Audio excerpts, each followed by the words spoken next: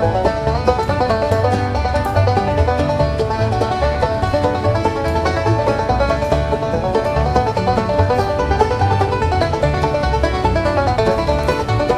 gnarled hands and weary grin, he carves the sticks both thick and thin. A twisted face, a paw, a beak, creation strange, grotesque, unique. The knots and splinters meet his blade.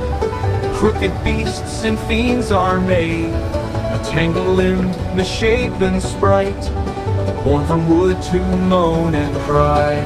A serpent's eye, a hollow stare, a figure bent beyond repair.